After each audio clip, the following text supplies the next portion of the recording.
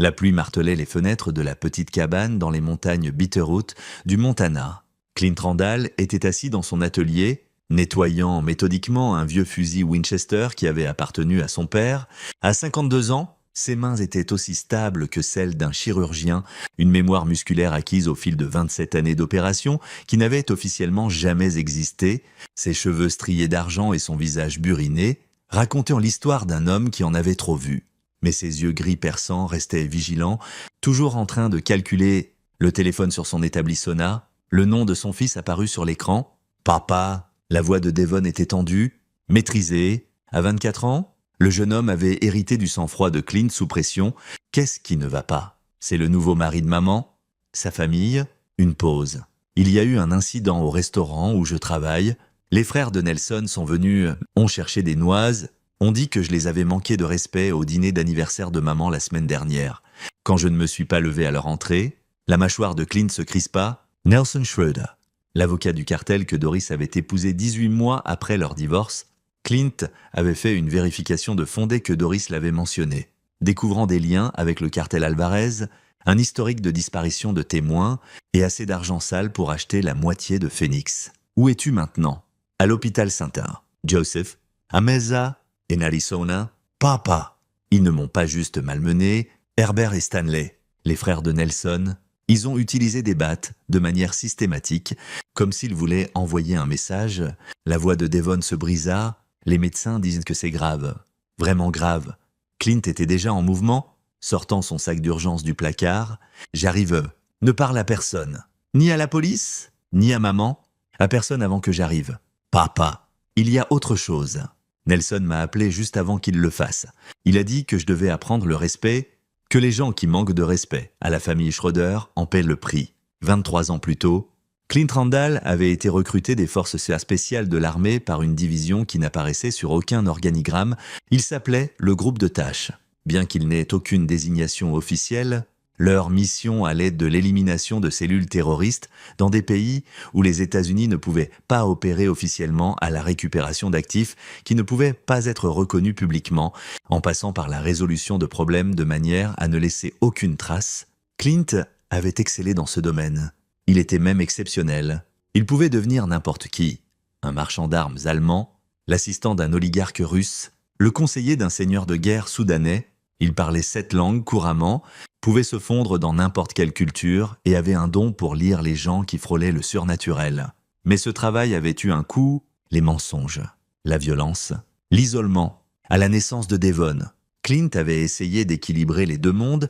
C'était Doris qui lui avait finalement posé l'ultimatum, le boulot ou la famille. Il avait choisi la famille, parti avec un casier vierge et une nouvelle identité dans le Montana. Mais Doris ne lui avait jamais pardonné les années d'absence, les secrets qu'il ne pouvait pas partager, l'homme qui rentrait à la maison les yeux vides et distants. Le divorce avait été amer, elle avait obtenu la garde exclusive, avait déménagé en Arizona et lui avait interdit tout contact non supervisé jusqu'aux 18 ans de Devon. Puis elle avait épousé Nelson Schroeder et Clint avait observé de loin son ex-femme sombrer dans un monde de voitures de luxe, de vêtements de marque et d'ignorance volontaire sur l'origine de l'argent. Le vol de Missoula à Phoenix dura 4 heures. Clint profita du temps pour activer d'anciens réseaux, appelant des faveurs à des gens qui lui devaient à la vie. À l'atterrissage, il disposait d'un dossier complet sur la famille Schroeder. Nelson Schroeder, 47 ans, était la façade légitime d'un empire criminel, diplômé de Harvard en droit. Spécialisé en droit des affaires internationales, il représentait des clients impliqués dans tout, du trafic de drogue au trafic d'êtres humains. Son bilan judiciaire était impressionnant. 83% d'acquittement. Principalement parce que les témoins avaient l'habitude de disparaître ou de se rétracter. Herbert et Stanley Schroeder étaient les jeunes frères de Nelson, des muscles déguisés en hommes d'affaires. Herbert, 42 ans, gérait une chaîne de garages automobiles qui servirent de couverture à des ateliers de démontage et à des opérations de contrebande. Stanley, 39 ans, possédait plusieurs entreprises de construction utilisées pour blanchir l'argent du cartel. Tous deux avaient des accusations d'agression qui avaient mystérieusement disparu, liées au même schéma. Punir quiconque montrait un manque de respect. La famille Schroeder fonctionnait selon des règles du vieux monde. Le respect était tout, défier leur autorité, même accidentellement, et on le payait de son sang. L'hôpital Sainte. Joseph sentait l'antiseptique et le désespoir. Clint trouva la chambre de Devon au 4e étage. Ce qu'il vit lui glaça le sang. Son fils gisait inconscient, le visage gonflé au-delà de toute reconnaissance. Des tubes sortaient de ses bras. Un ventilateur respirait pour lui. La docteure, une femme à l'air fatigué nommée Dr. Chun, prit Clint à part. Traumatisme crânien sévère. Multiples fractures du crâne. Côte cassée, rate rompue, rotule gauche éclatée. Celui qui a fait ça savait exactement ce qu'il faisait. Dégâts maximaux sans mort immédiate. Elle consulta sa tablette. Nous avons induit un coma pour réduire l'œdème cérébral. Les prochaines 72 heures sont critiques. S'il survit, il aura des mois de kinésithérapie devant lui. Le traumatisme cérébral, nous n'en connaîtrons l'étendue que quand il se réveillera. S'il se réveille, Clint hocha la tête, le visage impassible. À l'intérieur, quelque chose d'ancien et de sans pitié s'éveillait. Doris arriva 1 heure plus tard, ses talons de marque claquant sur le linoléum. Elle avait bien vieilli, ses cheveux auburn coiffés à la perfection, la peau tendue par des traitements coûteux, les diamants à ses doigts pourraient de nourrir une famille pendant 1 an. Quand elle vit Clint, son expression se durcit. « Tu ne devrais pas être ici. Notre fils est dans le coma. Doris, mon fils. » L'accord de garde était clair, sa voix baissa. Nelson gerça par les voies légales. Les voies légales, la voix de Clint était glaciale. « Les frères de ton mari ont fait ça? Il n'y a rien de légal là-dedans ?» Doris détourna le regard, et à cet instant, Clint vit la vérité. Elle savait, peut-être pas les détails, mais elle savait quel genre d'homme elle avait épousé, quel genre de famille elle avait rejoint. C'était un accident. Devon les a provoqués au restaurant. Il ne s'est pas levé assez vite quand ils sont entrés. Clint s'approcha. « C'est ce qu'Herbert a dit à l'hôtesse. Ton beau-fils pensait que mon fils devait s'incliner. La famille Schroeder a certaines traditions. Devon aurait dû les comprendre. Des traditions ?» Clint rit, un son sans humour. « C'est comme ça que tu appelles mettre un jeune de 24 ans dans le coma. » Avant que Doris puisse répondre, son téléphone sonna. Elle répondit, écouta, puis le tendit à Clint. « Nelson veut te parler ?» Clint prit le téléphone et sortit dans le couloir. « Monsieur Randall », la voix de Nelson était suave, confiante, avec une trace d'amusement. « Je comprends que vous soyez contrarié, mais votre fils devait apprendre une précieuse leçon sur le respect. Où sont vos frères ? Herbert et Stanley, ils vont bien ? Merci de demander. Il fait de ça. En fait, on a bien ri de toute la situation. » Le ton de Nelson devint moqueur. « Votre gamin a couiné comme un porc quand Stanley s'est occupé du genou. Très divertissant. » Clint ne dit rien. Sa respiration contrôlée. Chaque mot de Nelson gravé dans sa mémoire. « Voici ce qui va se passer, » poursuivit Nelson. « Vous allez quitter Phoenix, retourner dans le trou d'où vous êtes sorti. Et oubliez tout ça. Parce que si vous essayez de poursuivre ça légalement, criminellement ou de toute autre manière, je vous enterrerai. J'ai les meilleurs avocats du Sud-Ouest. J'ai des juges dans ma poche. J'ai des connexions qui vont plus loin que votre imagination limitée ne peut le concevoir. » Il marqua une pause. « Votre gamin a appris ce qui arrive quand on manque de respect à notre famille. Poursuivez-moi. Je vous défie, putain. » La ligne fut coupée. Clint resta dans le couloir 1 minute entière. Le téléphone toujours à l'oreille. Une infirmière passa, lui lança un regard inquiet. Il lui sourit, le sourire banal d'un père soucieux, et rendit le téléphone à Doris. « Qu'est-ce qu'il a dit ?» demanda-t-elle. « Rien d'important ?» Ce soir-là, Clint s'installa dans un motel près de l'hôpital. Il s'assit sur le lit, sortit un ordinateur jetable et commença à passer des appels. À Ivan, qui gérait une fabrique d'identité à Prague, à Sarah, qui pouvait accéder à n'importe quelle base de données en Amérique du Nord, à Marcus, spécialiste de la logistique et du nettoyage, à Elena, qui fournissait des armes sans poser de questions.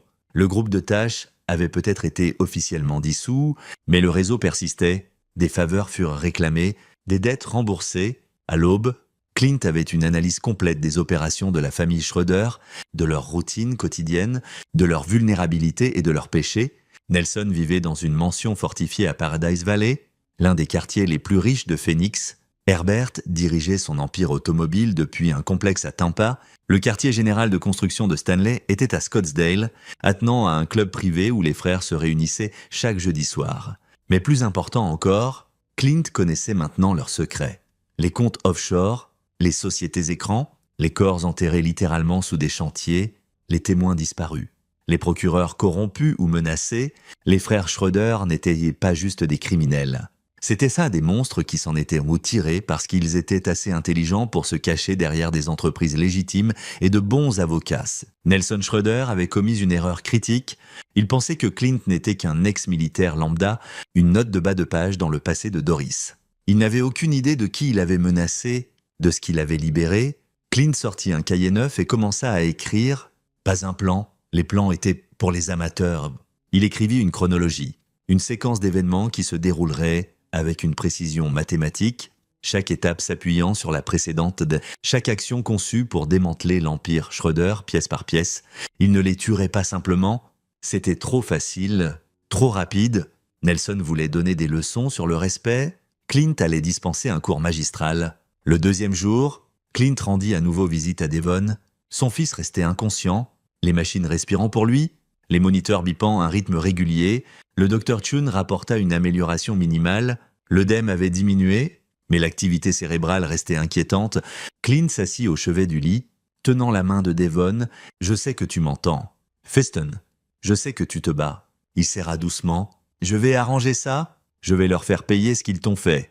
Et quand tu te réveilleras, je te raconterai tout. » Il pensait chaque mot. Cet après-midi-là, Clint suivit Herbert Schroeder. Le frère aîné avait un emploi du temps prévisible. Arrivé à son garage principal à 9h, départ à 17h. Arrêt au même bar pour 2 verres, puis route vers l'appartement de sa petite amie à Chandler, la petite amie Ashley Parks. D'après sa boîte aux lettres, avait 26 ans et travaillait comme assistante juridique dans le cabinet de Nelson. Classique. Herbert était négligent, arrogant. Il se garait au même endroit, prenait le même itinéraire, ne vérifiait jamais ses alentours. Pourquoi le ferait-il? Dans son monde, il était intouchable. Clint photographia tout, schéma, faiblesse, opportunité. Stanley était plus prudent, mais pas de beaucoup. Il voyageait avec un garde du corps, un homme au cou épais nommé Ralpho. Il avait l'air dangereux, mais se déplaçait avec la confiance paresseuse de quelqu'un qui n'avait jamais fait signe une vraie menace. Les soirées poker du jeudi de Stanley au club étaient sacrées. Il avait apparemment manqué un récital de sa propre fille pour y assister. Mais c'était Nelson qui fascinait le plus Clint. L'avocat se déplaçait à Phoenix comme un roi, serrant des mains lors d'événements caritatifs, donnant des interviews sur la justice et la communauté, tout en dirigeant l'un des réseaux criminels les plus sophistiqués du Sud-Ouest. Sa mansion avait 6 gardes de sécurité en rotation, des caméras à chaque coin et une panic room capable de résister à une petite armée. Sur le papier, Nelson Schroeder était intouchable. Le papier ne signifiait rien pour Clint Randall. Le 3e jour arriva. 72 heures depuis l'agression, l'état de Devon se stabilisa mais ne s'améliora pas. Le Dr Chun mentionna le mot « végétatif » pour la première fois, et Clint vit l'avenir de son fils s'étirer. Des années dans un centre de soins, le gamin brillant qui voulait enseigner l'histoire, réduit à un corps dans un lit. Ce soir-là, Clint rentra dans sa chambre de motel et ouvrit une mallette métallique récupérée au point de dépôt d'Elenay. À l'intérieur, les outils de son ancien métier, téléphones intraçables, fausses identités, passeports de 6 pays, et quelque chose de spécial. Une seringue remplie d'un liquide incolore qui simulerait une crise cardiaque si parfaitement que même le meilleur légiste ne trouverait rien de suspect. Mais il n'allait pas l'utiliser, pas encore, peut-être pas du tout, parce que Nelson Schroeder méritait pire que la mort. À minuit, Clint passa à l'action. Il se rendit à l'immeuble de la petite amie d'Herbert, crocheta la serrure de la voiture d'Ashley, une Mercedes rouge que Nelson lui avait probablement achetée, et planta un petit dispositif sous le siège conducteur. Pas une bombe, quelque chose de plus subtil. Puis, il se rendit au quartier général de construction de Stanley. Le bâtiment était sombre. La sécurité minimale? Clint neutralisa le système d'alarme en 40 secondes, entra par une porte de service et passa l'heure suivante dans le bureau privé de Stanley. Photographiant chaque dossier, chaque registre, chaque document incriminant, les archives étaient le rêve d'un procureur, compte détaillé de blanchiment d'argent, de corruption et assez de preuves pour envoyer Stanley en prison pour des décennies, mais Clint n'était pas intéressé par la justice légale. Le système avait échoué, Devon. La police avait pris des déclarations mais n'avait procédé à aucune arrestation. Les avocats de Nelson avaient déjà commencé à tisser des récits sur une dispute entre jeunes hommes qui avait dégénéré.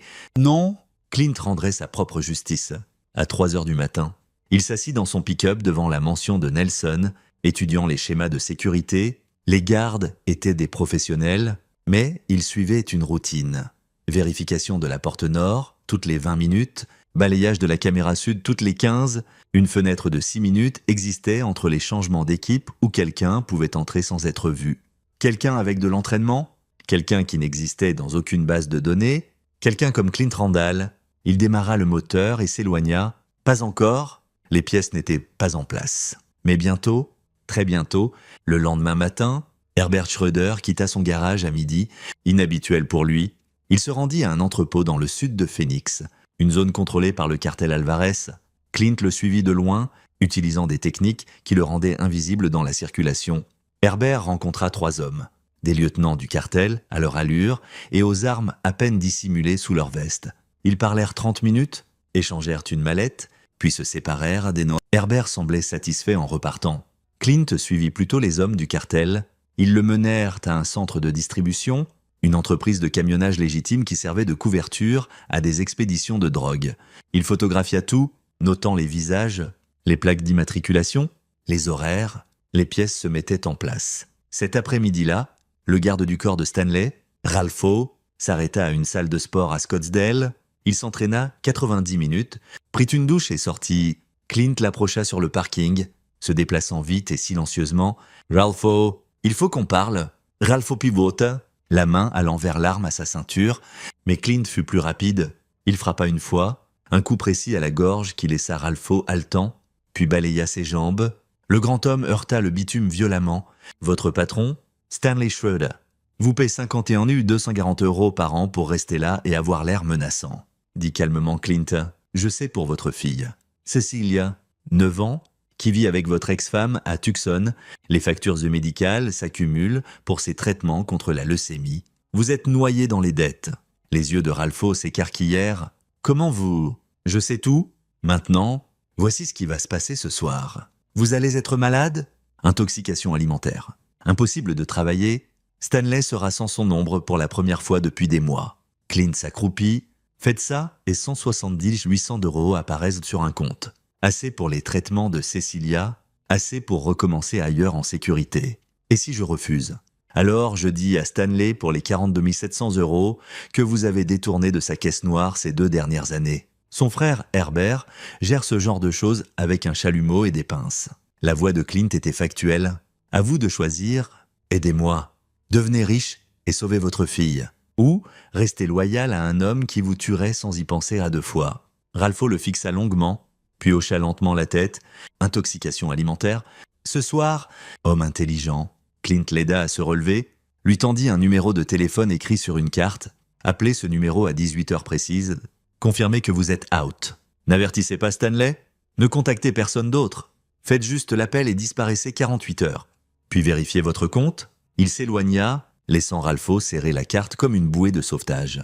Le soir arriva. Les moniteurs de Devon continuaient leur bip régulier, l'activité cérébrale montrant de légères améliorations, mais rien de définitif. Doris visita brièvement, son malaise palpable. Elle ne mentionna pas Nelson ni ses frères, mais elle semblait fatiguée, plus âgée que son âge. « Je n'aurais jamais pensé que ça se passerait comme ça, » dit-elle doucement, fixant leur fils. « Quand j'ai épousé Nelson, il m'a promis la sécurité, le confort, une belle vie.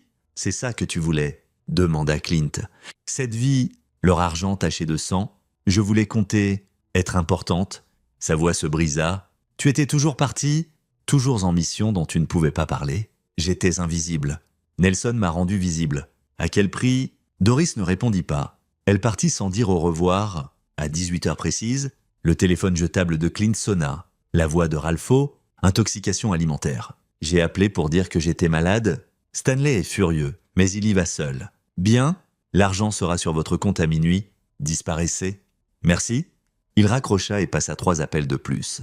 À Marcus, qui confirma que l'équipement était prêt, à Sarah, qui avait piraté le système de sécurité de Stanley, à Helena, qui fournit les coordonnées finales, puis il s'habilla en noir, chargea son matériel dans une fourgonnette anonyme et se rendit à Scottsdale. Jeudi soir, soir de poker. Stanley Schröder suivrait sa routine.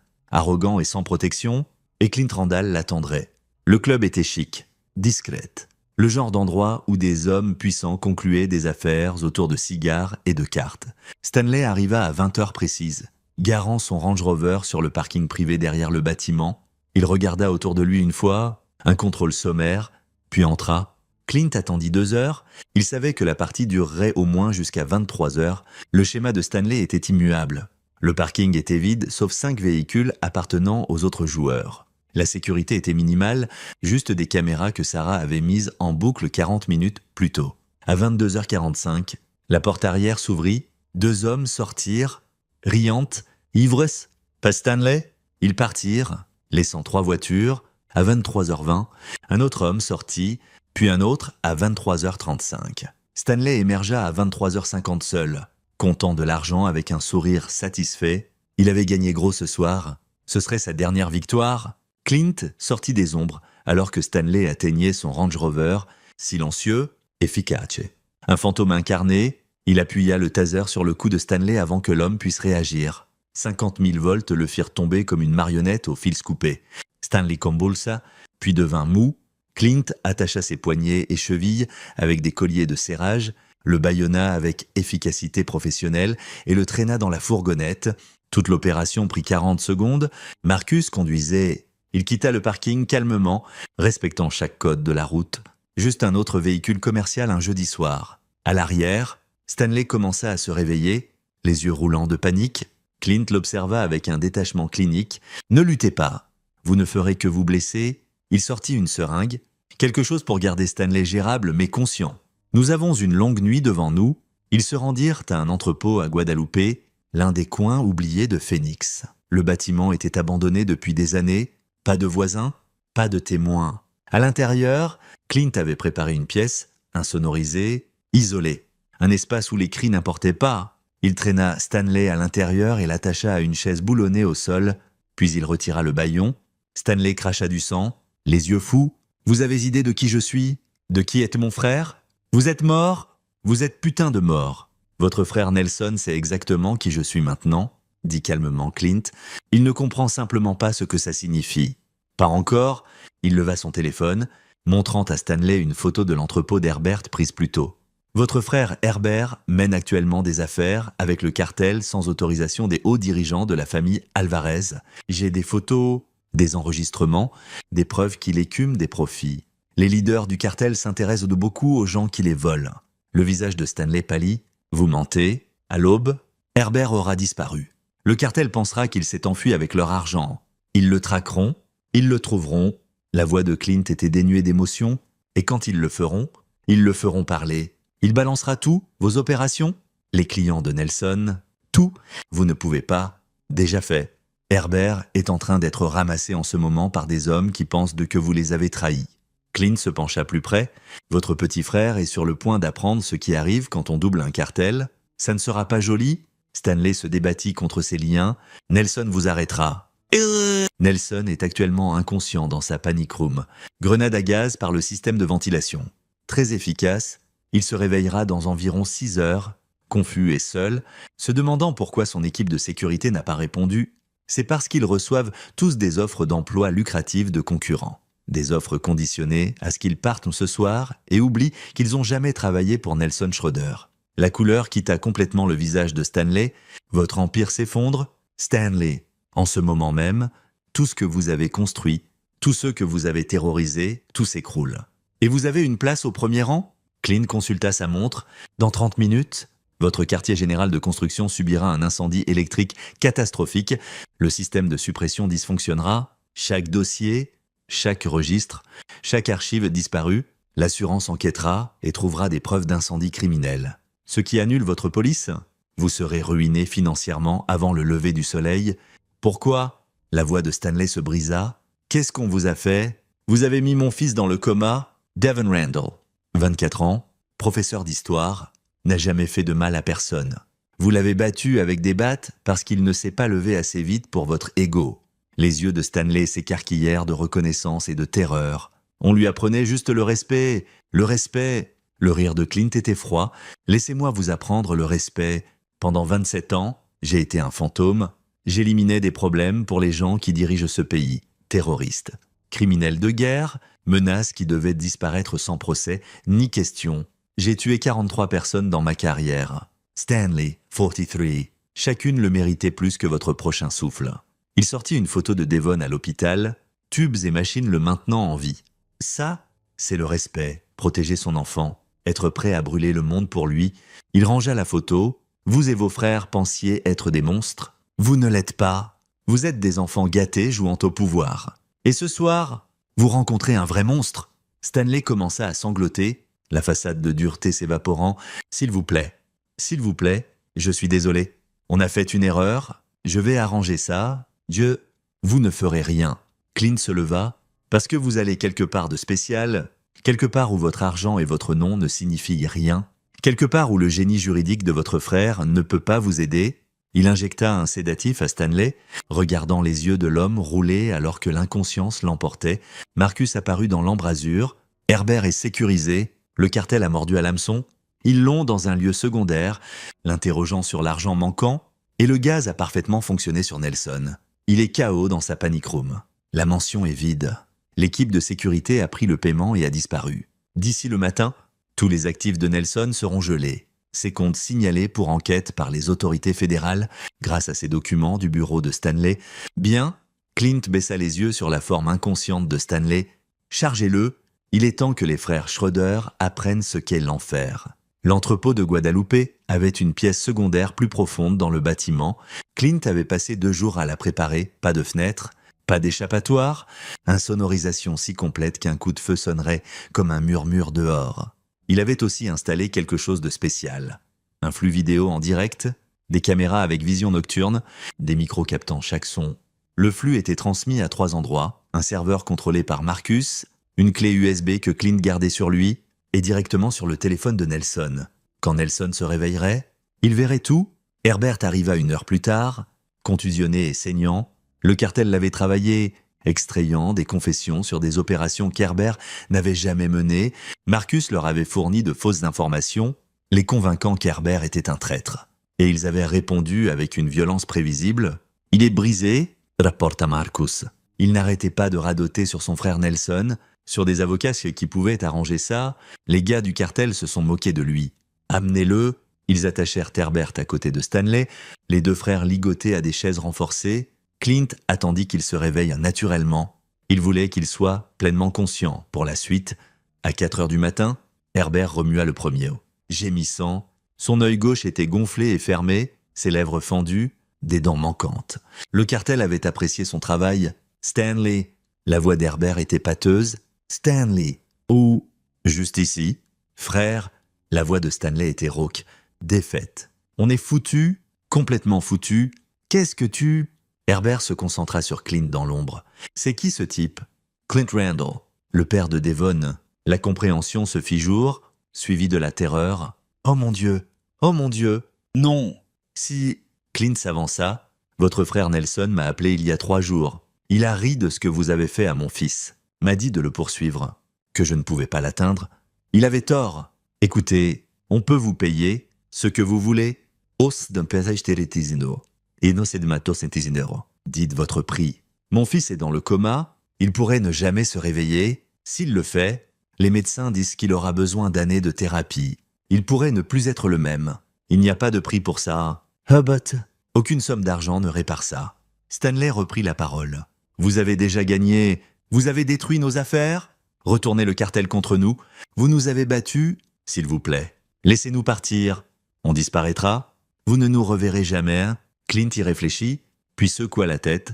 Non, parce que le mois prochain, l'année prochaine, vous reconstruiriez, vous achèteriez votre sortie, corrompriez des juges, intimideriez des témoins, vous recommenceriez à terroriser les gens, à blesser quiconque ne montre pas le respect dû, le cycle continuerait. Il sortit un couteau, et les 2 frères tressaillirent, mais Clint coupa simplement un morceau de corde, testant sa solidité. « Je pourrais vous tuer, facile ? Rapide. Mais c'est de la miséricorde que vous n'avez pas montré à Devon quand vous l'avez battu avec des battes. » Il posa le couteau. « Au lieu de ça, je vous livre à des gens qui vous haïssent bien plus que moi.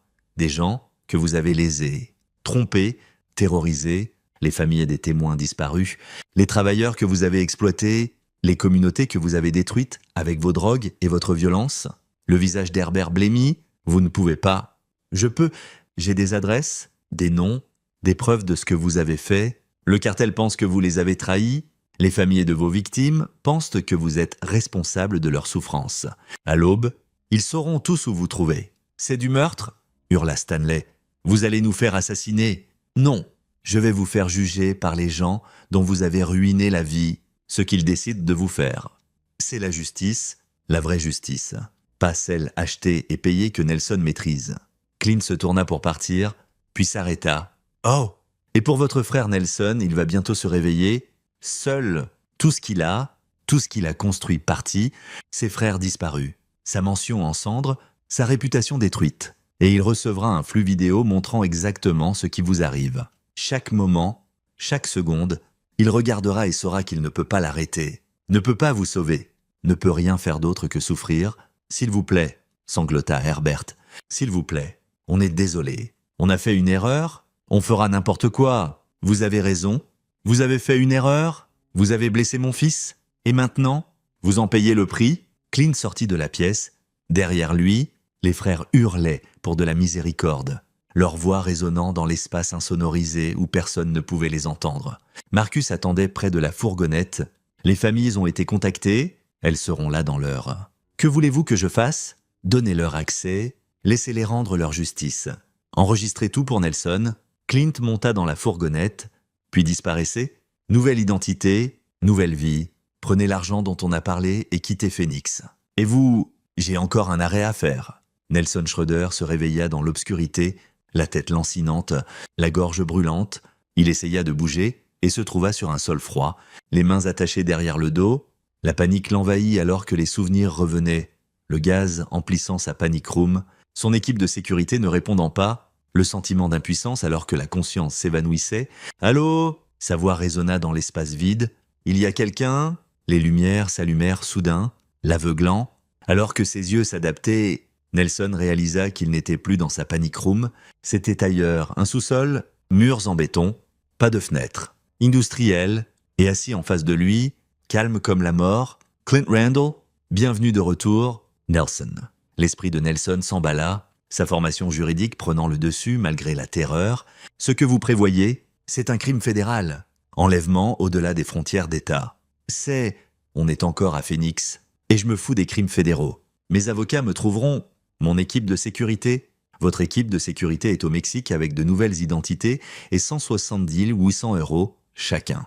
Ils ne vous chercheront pas. Clint leva un téléphone. Vos avocats sont actuellement perquisitionnés par le FBI sur la base de documents que j'ai fournis montrant leur implication dans la manipulation de témoins et le blanchiment d'argent. Ils risquent la radiation au minimum, des accusations fédérales au pire. Personne ne viendra vous aider. Nelson. L'arrogance soigneusement construite commença à se fissurer. Qu'est-ce que vous voulez ? De l'argent ? J'ai des comptes offshore ? J'ai laisse. Tous ? L'IRS a reçu des informations détaillées sur vos crimes financiers. À l'heure qu'il est, les agents fédéraux passent au peigne fin chaque compte, chaque société écran, chaque actif caché. Vous êtes ruinant. Nelson, complètement et totalement ruiné. La respiration de Nelson devint courte. C'est de la folie. Vous ne pouvez pas juste... Je l'ai déjà fait ? Clint tapa l'écran du téléphone. « Laissez-moi vous montrer quelque chose. » Un flux vidéo apparut, granuleux mais clair. Herbert et Stanley attachés à des chaises, entourés de gens que Nelson reconnaissait, des familles de témoins disparus, travailleurs exploités par ses frères, rivaux détruits. Les gens semblaient en colère, vengeurs, tenant des armes improvisées. « Non, non, non, non !» Nelson bondit en avant. Mais Clint le repoussa facilement. « Vos frères reçoivent la justice. La vraie justice des gens qu'ils ont blessés. Vous ne pouvez pas faire ça ? C'est du meurtre. Vraiment, je ne les touche pas. J'ai simplement fourni des informations à des parties intéressées sur l'endroit où trouver vos frères. Ce que ces parties choisissent de faire, c'est leur affaire. » La voix de Clint était clinique. « Tout comme vous avez fourni des informations à vos frères sur l'endroit où travaillait mon fils, l'heure à laquelle il partait, la meilleure façon de le coincer seul. Vous n'avez pas manié les battes, mais vous êtes tout aussi coupable. » Nelson regarda l'écran, l'horreur montant alors que les familles avancèrent sur ses frères. Herbert hurlait. Stanley priait, tous deux suppliant pour une miséricorde qu'ils n'avaient jamais accordée à leurs victimes. « Éteignez ça, » murmura Nelson. « S'il vous plaît, éteignez ça. Non, vous allez regarder chaque seconde. Et quand ce sera fini, vous penserez à mon fils allongé dans un lit d'hôpital dans le coma, des tubes respirant pour lui. Des machines le maintenant en vie. Vous penserez à l'appel que vous m'avez passé, riant de ce que vos frères ont fait, et vous comprendrez qu'il y a des conséquences de vraies conséquences pour les gens comme vous. Je vous donnerai n'importe quoi, supplia Nelson, les larmes coulant sur son visage. Tout ce que j'ai, mes connexions, mes clients, tout. Arrêtez ça, s'il vous plaît. Tout ce que vous avez est déjà parti. Votre mention a brûlé il y a 1 heure, incendie électrique parti de la panic room quand vous avez déclenché le système de gaz. Tout l'endroit a flambé. Votre femme, mon ex-femme Doris, s'en est sortie avec les vêtements sur le dos et rien d'autre. Elle est dans un hôtel, ruinée et terrifiée. Réalisant que épouser un monstre a des conséquences, Clint se pencha tout près, sa voix tombant à un murmure. « Vous m'avez dit que les avocats ne pouvaient pas m'aider. Vous aviez raison, mais les avocats ne peuvent pas vous aider non plus. Nelson. Pas là où vous allez ?» Le flux vidéo continua. Les sons de la punition d'Herbert et Stanley emplissant l'espace réduit. Nelson ne pouvait pas détourner le regard, forcé de assister à la destruction de ses frères, de sa famille, de son empire. Des heures passèrent. Le soleil se leva quelque part au-dessus d'eux, Phoenix s'éveillant aux nouvelles de l'incendie de la mansion Schroeder, de disparitions, de raids fédéraux sur des cabinets d'avocats. Quand ce fut enfin fini, quand le flux vidéo s'éteignit, Nelson s'assit brisé et vide. Ses frères étaient en partie, tout ce qu'il avait construit était détruit. Il était ruiné. Clint se leva et marcha vers la porte. « Qu'est-ce que vous allez me faire ?» demanda Nelson. Sa voix à peine audible. « Je vais vous laisser vivre », dit Clint, « mais pas comme avant. Voyez, le cartel pour lequel vos frères travaillaient, ils pensent que vous avez piégé Herbert, volé leur argent, détruit leur réseau de distribution.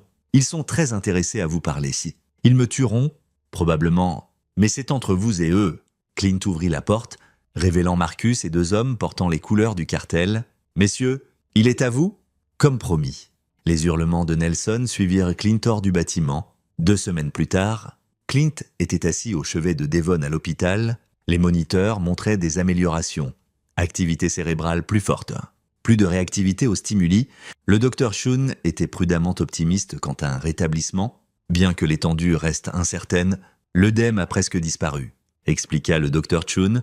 Nous allons essayer de réduire la sédation demain. Si l'activité cérébrale continue de s'améliorer, nous pourrions le voir se réveiller dans les jours qui viennent. Clint tenait la main de son fils. « Tu as entendu ça, Feston ? Tu vas t'en sortir ?» Les doigts de Devon tressaillirent légèrement. C'était le meilleur signe que Clint avait vu depuis des semaines. Les nouvelles rapportaient largement l'effondrement de la famille Schroeder. Les corps d'Herbert et Stanley avaient été trouvés dans le désert.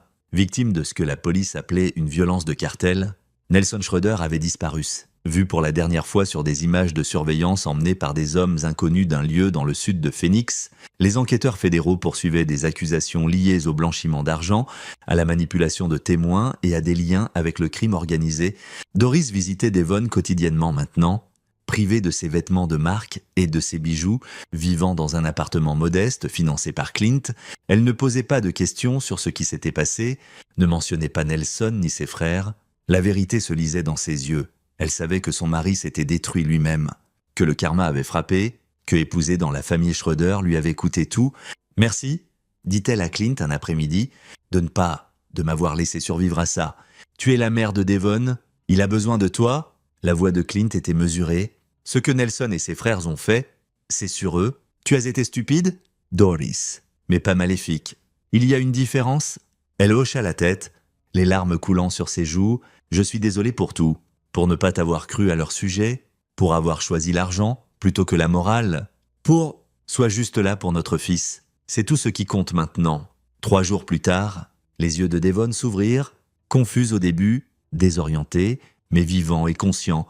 Les médecins firent des tests, évaluèrent ses fonctions cognitives et délivrèrent une nouvelle miraculeuse. Les dommages cérébraux étaient minimes. Avec de la thérapie, il se rétablirait complètement. « Papa !» La voix de Devon était faible mais claire. « Qu'est-ce qui s'est passé ?» Clint sourit, le premier vrai sourire depuis des semaines. « Tu as eu un accident ? Mais tu vas t'en sortir. Tu vas bien aller. Les Schroeder, Herbert et Stanley, ils sont partis... » Feston. « Ils ne peuvent plus te faire de mal. Ils ne peuvent plus faire de mal à personne. » Devon étudia le visage de son père, et à cet instant, une compréhension passa entre eux, la vérité non dite de ce que Clint avait fait, le prix qu'il avait extrait, la justice qu'il avait rendue. « C'est fini ?» demanda Devon. « C'est fini ?» 6 mois plus tard, Clint rentra dans sa cabane au Montana. Devon était complètement rétabli, de retour à l'enseignement de l'histoire, prévoyant de témoigner lors d'audiences fédérales sur les opérations du cartel, alors que de nouvelles enquêtes révélaient l'ampleur complète des crimes de l'Empire Schröder. Doris avait reconstruit sa vie modestement, prenant un emploi d'assistante juridique dans un cabinet légitime, suivant une thérapie, travaillant à comprendre comment elle s'était égarée. Elle et Clint maintenaient une relation cordiale, unis par le rétablissement de leur fils. Marcus avait disparu dans une nouvelle identité, vivant tranquillement quelque part sur la côte californienne. Elena, Sarah et Ivan étaient au passé à d'autres projets. L'opération Schröder n'était qu'une journée de travail de plus pour des gens spécialisés dans la résolution de problèmes. Et Nelson Schröder, son corps fut trouvé 3 mois après sa disparition dans une tombe peu profonde à l'extérieur de Mexico. Les autorités mexicaines conclurent à une violence de cartel, une autre victime dans une guerre sans fin. Clint ne ressentit rien en entendant la nouvelle, ni satisfaction, ni regret, juste la confirmation froide que la justice avait été rendue. Il s'assit sur son porche, nettoyant le Winchester de son père, regardant le soleil se coucher sur les montagnes Bitterroot. Le téléphone sonna. C'était Devon qui appelait pour partager des nouvelles sur sa première journée de retour au travail, ses élèves, sa vie revenant à la normale. « Je suis fier de toi, Fiston », dit Clint, et il le pensait. Après avoir raccroché, Clint s'accorda un moment de réflexion. 27 années comme opérateur fantôme lui avaient enseigné de nombreuses leçons, mais la plus importante était celle-ci. Les monstres étaient réels. Ils portèrent des costumes, exerçaient le droit, construisaient des empires sur le sang et la peur. Ils croyaient que l'argent et les connexions les rendaient intouchables. Mais les monstres pouvaient être arrêtés par quelqu'un prêt à devenir un monstre lui-même. Temporairement, pour protéger les innocents, par quelqu'un qui comprenait que parfois la vraie justice existait en dehors des tribunaux et des codes légaux. Les frères Schröder avaient pensé donner une leçon de respect à Devon Randall. Au lieu de ça, ils avaient appris la leçon la plus importante de toutes. Certains pères brûleraient le paradis et l'enfer pour leurs enfants. Certains pères étaient des fantômes qui pouvaient surgir des ombres et détruire tout ce que vous aviez construit, tout ce que vous étiez, tout ce que vous seriez jamais, et certaines leçons étaient écrites dans le sang. Clint finit de nettoyer son fusil, le rangea et rentra. La cabane était chaude, familière, sûre. Demain, il appellerait à nouveau Devon. Peut-être planifierait une visite. La vie continuerait, le monde tournerait, et quelque part dans l'obscurité, d'autres monstres surgiraient. Mais c'était le problème de demain. Ce soir, Clint Randall dormit paisiblement pour la première fois depuis des mois, sachant que son fils était en sécurité, que la justice avait été rendue et que les fantômes de son passé avaient été mis à bon usage une dernière fois. L'histoire se terminait comme toutes les bonnes histoires devraient le faire, avec le héros victorieux, les méchants punis, et la promesse que le mal, peu importe à quel point il se croit puissant, peut toujours être vaincu par quelqu'un prêt à en payer le prix. Et Clint Randall avait toujours été prêt à payer. C'est ici que notre histoire s'achève.